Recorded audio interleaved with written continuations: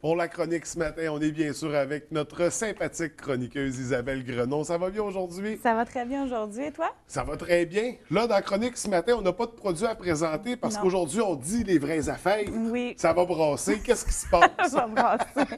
Oui, exactement. Donc, moi, j'ai une boutique de produits naturels à la Ouais. baie, oui, mais ma mission première, c'est vraiment de vous informer par rapport aux produits chimiques qu'on utilise, qui nous pourrissent la vie, qui sont partout dans C'est notre, ça qui sont beaucoup trop dans notre répandus, là. environnement. On en a dans nos armoires, dans nos maisons, près de nos enfants. Il faut Oui, réagir. oui. Là, de la salle de bain aujourd'hui, on va y regarder la cuisine, la salle de bain. Ouais. Pourquoi j'en parle, c'est que il y a beaucoup de personnes qui sont venues à la boutique dernièrement en me disant pourquoi les produits moussent moins, pourquoi les produits naturels ça mousse moins. Puis on a l'impression que quand ça mousse pas, ça lave pas. Mais c'est une idée qui est vraiment mauvaise de penser que mousse égale ça lave mieux, c'est OK. meilleur. En fait, la mousse, c'est créé par deux molécules chimiques qui s'appellent sodium laureth sulfate et sodium lauryl sulfate. Puis ça va vraiment faire en sorte que les produits sont plus moussants. C'est des produits qui sont d'origine synthétique, qui vont être utilisés comme détergents et comme agents moussants, bien sûr. OK, là, c'est des produits chimiques, là. C'est des produits chimiques, oui. Ça va être utilisé à peu près partout dans la maison. Le shampoing, le gel douche, le dentifrice, le bain moussant, le savon à vaisselle, le nettoyant pour le visage, le savon à lessive. Donc, il est présent partout. Dans tous les produits nettoyants, pratiquement. Quand j'ai commencé à être un petit peu alerte à ces produits chimiques-là, j'étais assise dans mon bain, je me rappellerai toujours, c'est la molécule que je trouve pour moi la pire. J'ai commencé à regarder les produits dans mon bain, puis il y en a partout. Là, je regardais, sodium laureth sulfate, partout, partout. La cuisine, la salle de bain. Donc, je me disais, wow, OK, tu sais, on a vraiment un problème avec ça. C'est tellement un détergent qui est puissant que ça va être utilisé comme nettoyage industriel, puis ça va être utilisé aussi pour nettoyer les moteurs de voiture. OK. Oui. Donc, on sait avec les produits qu'on utilise pour décrasser des moteurs de voiture. Exactement. La concentration n'est pas la même, bien sûr, Ouais, ouais. mais on utilise quand même ces produits-là. Quels effets qu'il va avoir sur le corps? C'est des produits qui sont hautement allergènes, donc qui vont déclencher des réactions allergiques, qui vont être irritants pour la peau, aussi pour les cheveux, pour le cuir chevelu. Irritant, ça veut dire que ça va créer des problématiques au niveau de la peau, donc des irritations, des démangeaisons, éruptions cutanées, tout ce qu'on peut penser là, au niveau des allergies. Assèchement de la peau aussi, Assèchement de la j'imagine. peau. Oui, en fait, oui, assèchement de la peau parce qu'eux, ils vont aller détruire les lipides qui sont sur la peau. Donc, il y a une barrière protectrice qui va se former sur la peau pour éviter qu'on ait des affections. Ça s'appelle le sébum. Le sébum va être produit par les glandes sébacées de la peau. Donc Et ça, on en a besoin sur on notre en a peau. extrêmement besoin. C'est ça qui va nous protéger contre toutes les agressions extérieures. Donc, ce produit-là va aller détruire ce film protecteur qui va se créer sur la peau. Donc, en Donc, altérant... on fait ça pour se laver, mais on est encore plus sensible Oui, oui. à attraper toutes sortes de choses après. C'est ça, ça va assécher la peau, justement, parce que la barrière protectrice, elle va garder une certaine hydratation Ouais. de la peau. Donc là, on déshydrate la peau. Puis en altérant, désolé, ces protéines de la peau-là, qu'est-ce qui va arriver? C'est que ça va faire une porte d'entrée incroyable. Les autres produits chimiques, les autres produits toxiques cancérigènes vont avoir une porte d'entrée beaucoup plus facile parce que là, on n'a plus la barrière qui va protéger contre ces produits-là. Donc, ça va en plus faire en sorte que les autres sont encore plus On va absorber absorbés. encore plus ouais, Oui, c'est de ça. produits chimiques. Donc, à long terme, ça peut être très dangereux, très néfaste. Oui. Puis j'imagine que c'est pas propre à consommation non plus. Puis si on a des détergents à vaisselle, puis dans des trucs comme ça, on finit par s'en mettre dans la bouche. Ah oui, oui, oui. Puis, qu'est-ce qui va arriver aussi, c'est que là, on va avoir une surproduction de sébum. On va avoir tous les problèmes avec la surproduction de sébum, donc les cheveux gras, la peau grasse. Ça c'est l'image qu'on a de la personne qui se lave trop les cheveux. Donc, ses cheveux lui deviennent gras rapidement parce qu'elle les lave trop fréquemment. Oui. C'est ce phénomène-là. Exactement, exactement. Donc, le corps essaye de combattre l'agression que lui, il Parce qu'on a enlève. besoin de ces lipides-là, comme Oui. on disait, qui nous protègent ben, qui empêchent les trucs de rentrer dans notre peau.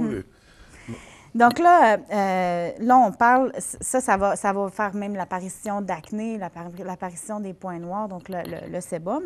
Mais là, ça, c'est vraiment au niveau externe. Quand c'est rendu au niveau interne, ça fait encore plus de dommages. Donc, ça va pénétrer les tissus, ça va les pénétrer, ça va se fixer en résidus au niveau du foie, au niveau du cœur, au niveau des poumons, au niveau des yeux. Donc, ça va s'accumuler comme ça dans le corps. Puis, même à des concentrations très faibles, le taux de pénétration dans l'organisme est quand même assez élevé. Là. Ça pénètre assez facilement dans l'organisme. C'est métabolisé par le foie. Son passage dans l'organisme va être très long aussi. Ça va être difficile à éliminer. Donc, si on dit que c'est difficile à éliminer, qu'est-ce qui va arriver? C'est que là, le corps va prendre énormément d'énergie à essayer d'éliminer ces produits-là, à se débarrasser des produits Puis chimiques. là, en théorie, on se lave à tous les jours. Ça fait qu'on en rajoute quotidiennement. Ça fait qu'on ralentit le processus. Donc, le corps prend toujours de l'énergie pour essayer de se débarrasser de ces molécules chimiques-là qui peuvent être même hautement toxiques, hautement cancérigènes. Oui, c'est ça, parce qu'à long terme, bon, ça peut développer des cancers. Qu'est-ce que ça peut développer d'autre à long terme? C'est ça, ça a beaucoup d'effets néfastes sur les organes. Aussi, c'est des perturbateurs endocriniens. Donc, ça va interférer, comme je disais dans les autres chroniques, ça va interférer dans les fonctions hormonales. Perturbateur endocrinien, qu'est-ce que ça veut dire? C'est qu'il va essayer d'imiter. Il va essayer de faire semblant d'être une hormone. Donc, il va se placer à un endroit où est-ce que l'hormone elle serait importante. Ici, le sodium laureth sulfate et le sodium laureth sulfate vont prendre la place de l'estrogène. Donc, toutes les belles fonctions de l'estrogène, comme c'est pas vraiment un estrogène qu'il y a à la place, bien là, il va avoir une problématique à long terme. L'estrogène est utile beaucoup au niveau du cycle de fertilité de la femme, mais aussi au niveau de l'homme, au niveau du développement. Donc, ça va être beaucoup impliqué dans les cancers du sein, cancer de l'utérus, problèmes de fertilité. Ça va même, chez les hommes, favoriser la perte de cheveux.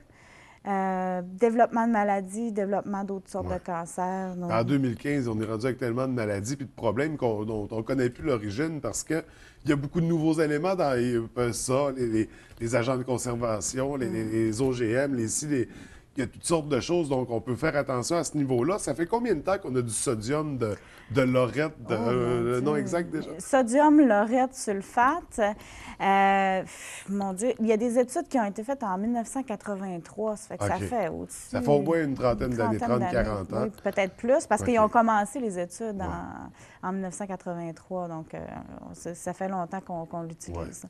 Puis dans l'environnement, bien sûr, ça va devenir persistant. Donc, on va le retrouver encore dans l'environnement. Parce que la laveuse, on évacue l'eau, le bain, l'évier, ça donc, retourne... il va rentrer encore dans la boucle, comme on parlait dans les premières chroniques. Là, ça va rentrer dans la chaîne alimentaire, on va le boire, on va le manger, il va s'accumuler dans la chaîne alimentaire. Donc, ça... C'est un cercle vicieux. C'est un produit chimique sournois parce qu'on en a tous chez nous. Donc là, maintenant, c'est de trouver les produits, d'identifier les produits dans lesquels on retrouve le sodium de laureth de sulfate. Mais je suis pas pire. Au moins, j'ai les deux premiers. Oui. Mais tu vas voir, tu vas arriver chez vous, tu vas regarder tes étiquettes, puis tu vas l'apprendre assez vite. Tu vas l'apprendre vite parce qu'il est vraiment partout. La problématique, c'est à savoir pourquoi on l'utilise encore? Pourquoi l'industrie chimique l'utilise encore? Surtout qu'on a entrepris des études il y a 30 ans de ça, donc il y avait déjà une alerte à quelque part. Les gens se doutaient qu'il y avait un problème avec ça. Pourquoi, après 30 ans, on nous en parle pas? C'est-tu tant rentable pour l'industrie du savon puis du shampoing? Oui, parce que c'est une molécule qui est peu coûteuse. Si on compare avec son alternative, comme elle est peu coûteuse, bien, tu sais, plus tes composants de tes crèmes, de tes produits sont moins coûteux. Puis à la fin, le consommateur, il paye un petit peu moins cher. Mais Et c'est lié aussi avec la fausse croyance de plus ça mousse, plus ça lave. voilà. Donc, les gens, eux, sont sûrs, ah, il y a de la mousse dans mon C'est bain, ça. je vais être propre quand je vais sortir. Donc, le produit naturel que j'utilise pour me laver les cheveux, madame, il mousse pas. Donc, j'ai l'impression que mes cheveux, ils se lavent pas bien. Mais utilisez-le à long terme, vous allez voir, la différence est totalement...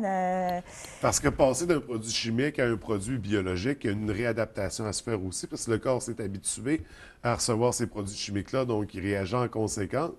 On parle de combien de temps d'adaptation? Une semaine, 2 semaines? Oui, oui. Puis, tu sais, surtout comme les cheveux, vu qu'on les lave quand même assez souvent, plus tu as un produit chimique, on en a parlé tantôt, plus tu as un produit chimique, on dirait que plus tu as l'impression que tu veux te laver les cheveux plus souvent.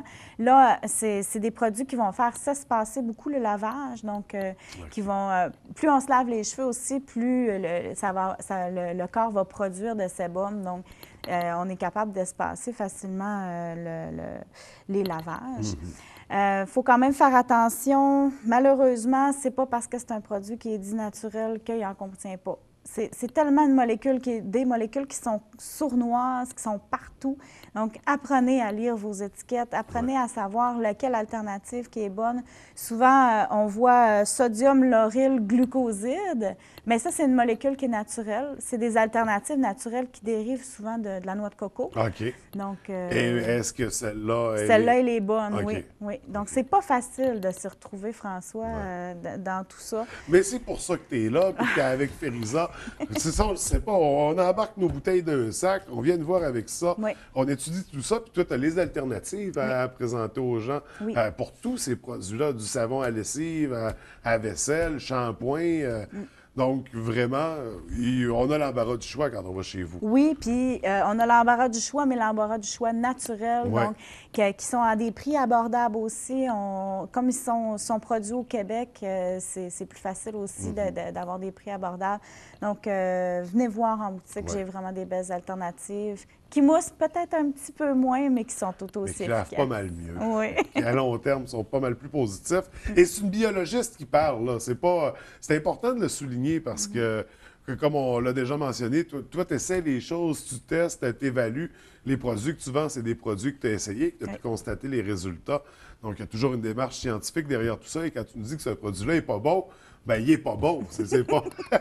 Donc, on ne remet pas ça en question. Hein? C'est de la biologie. Mais donc, on fait attention à ça. On va le renommer une dernière fois pour être sûr que ça rentre dans la tête du monde. Donc, le sodium de laurette sulfate.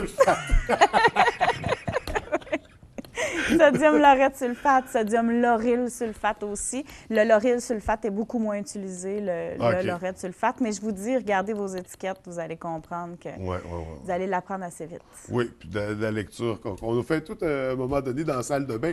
Ça dépend du contexte, mais on finit tout par lire les pots de shampoing. Donc, écoute, Isabelle, c'est toujours un plaisir de te recevoir. Merci. On invite les gens à faire attention à ce produit-là, à venir te voir pour des alternatives saines, biologiques, environnementales, tous les aspects positifs, nommons-les. Je pense que ça vaut vraiment le coup. Puis juste venir vous dire un bonjour, puis voir ta belle boutique sur la rue Victoria. Oui. Donc, merci beaucoup. Je te souhaite une belle semaine. Merci François, toi aussi.